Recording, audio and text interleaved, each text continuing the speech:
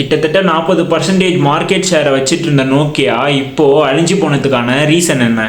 நீங்கள் 90s கிட்ட இருந்தீங்கன்னா கண்டிப்பாக இந்த ரிங்டோனை கேட்காம இருந்திருக்கவே மாட்டீங்க. உங்கள் வீட்டில் அம்மாவோ அப்பாவோ யார்கிட்டையாவது இந்த ஃபோனு ஒன்றாவது கண்டிப்பாக இருந்திருக்கும், இல்லைனாலும் 2 பேர்ட்டையும் இருந்திருக்கும். அந்த மாதிரி தான் நோக்கியா ஃபோன் எல்லார் வீட்டுக்கும் போய் சேர்ந்துச்சு.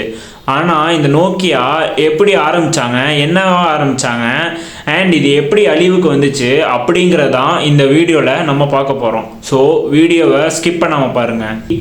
நோக்கியா கம்பெனியை எந்த வருஷத்தில் ஸ்டார்ட் பண்ணுறாங்கன்னா 1865 ஃபின்லாண்டில் ஸ்டார்ட் பண்ணுறாங்க. ஒரு சாதாரண பேப்பர் மில்லாக ஸ்டார்ட் பண்ணுற இந்த கம்பெனி அதுக்கப்புறம் அவங்க ரப்பர் பூட்ஸ், டயர்ஸ், கேபிள்ஸ்னு மாற்றி பண்ணிகிட்டு இருக்காங்க. 1980s தான் ஃபஸ்ட் டைம் ஒரு மொபைல் இண்டஸ்ட்ரிக்கு அவங்க இன்ட்ரடியூஸ் ஆகிறாங்க. அவங்க மொபைலை லான்ச் பண்ணுறாங்க.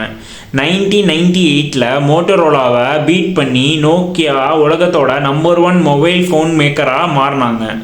நோக்கியாவோட 3310, 6600, N95, அதுக்கப்புறம் ஹிஸ்ட்ரியிலே அதிகமாக வித்த நோக்கியா 1100.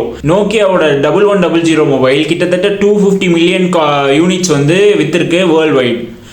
இதுக்கான காரணம் என்னென்னு பார்த்தீங்கன்னா, இதோட பேட்டரி லைஃபாக இருக்கட்டும், பில்ட் குவாலிட்டியாக இருக்கட்டும், அதுக்காக தான் மெயினாக மக்கள் இதை வாங்க ஆரம்பிச்சிருக்காங்க. அது மட்டும் இல்லை, மோஸ்ட் அஃபோர்டபுள் மொபைல் ஃபோனாக நோக்கியா தான் இருந்திருக்கு. இவ்வளோ நல்லா போயிட்டு இருக்க நோக்கியா கம்பெனி அவங்களோட அழிவு எங்கே ஆரம்பிக்குதுன்னு பார்த்தீங்கன்னா 2007 தான். இது எதனாலன்னு பார்த்தீங்கன்னா 2007 ஃபர்ஸ்ட் டைம் ஐஃபோன் இன்ட்ரடியூஸ் பண்ணுறாங்க. ஐஃபோன் இன்ட்ரடியூஸ் பண்ணுறப்ப மக்களுக்கு அது ரொம்பவே புதுசாக இருக்குது. எதனால பார்த்தீங்கன்னா, அவங்க யூஸ் பண்ணிகிட்டு இருந்த மொபைல் எல்லாமே பட்டனில் தான் இருந்திருக்கு. ஆனால் ஐஃபோன் இன்ட்ரடியூஸ் பண்ணுறப்ப அது ஃபுல்லாக டச் ஸ்க்ரீனில் இருந்ததுனால மக்களுக்கு அது மத்தியில் ஆர்வம் ரொம்பவே இன்க்ரீஸ் ஆகுது. அது மட்டும் இல்லாமல் கூகுளும் என்ன பண்ணுறாங்கன்னா ஆண்ட்ராய்டு ஓஎஸை கொண்டு வராங்க. இப்போ நம்ம யூஸ் பண்ணிகிட்டு இருக்கிற ஆண்ட்ராய்டு சாஃப்ட்வேர் கூகுளோடது தான். அதை ஃபஸ்ட் டைம் அப்போ இன்ட்ரடியூஸ் பண்ணுறாங்க. ஸோ நிறைய கம்பெனிஸ் ஆண்ட்ராய்டுக்கு ஷிஃப்ட் ஆகிறாங்க. ஸோ பட்டன் ஃபோனில் இருந்து ஒரு புது ஓஎஸ் அண்ட் டச் ஸ்க்ரீன் அந்த மாதிரி ஒரு புது டெக்னாலஜிக்கு மக்கள் எக்ஸ்போஸ் ஆகிறாங்க. ஸோ இது மக்கள் மத்தியில் ஒரு அட்ராக்ஷனை ஏற்படுத்துது. ஸோ நோக்கியா இங்கே தான் அவங்களோட ரேஸை மிஸ் பண்ணுறாங்க. ஆப்பிளும் கூகுளும் அவங்க புது டெக்னாலஜியை கொண்டு மக்கள் மத்தியில் அதை கொண்டு போகிறப்ப நோக்கியா அவங்களோட பழைய மாடலே கண்டினியூ பண்ணிகிட்டு இருக்காங்க.